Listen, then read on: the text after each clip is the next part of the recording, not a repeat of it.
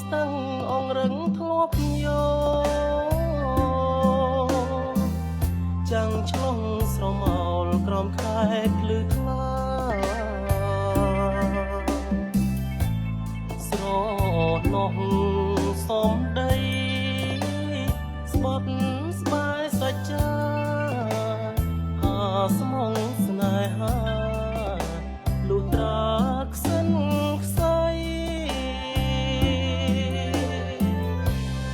តាកម្មពីអ្វី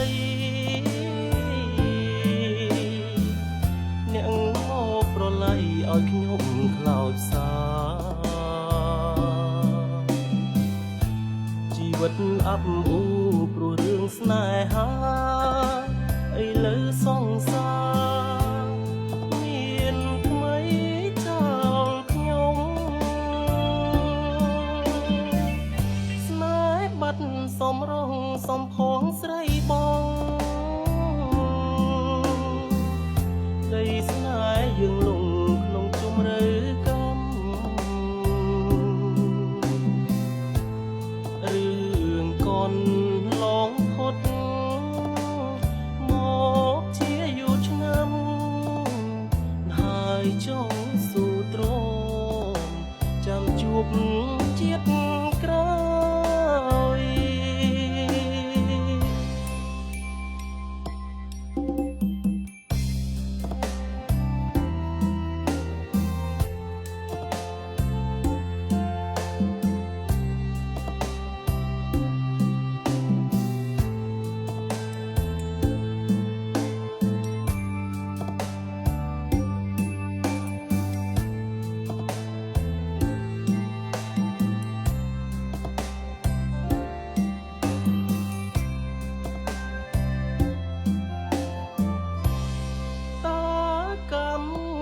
ពីអ្វី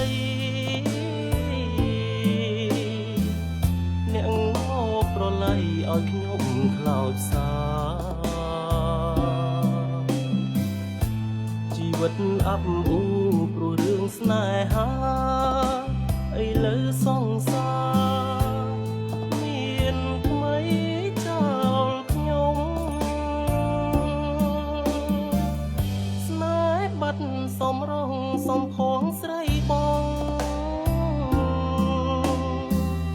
ដីស្នេហ៍យើងលងក្នុងជម្រៅកម្ម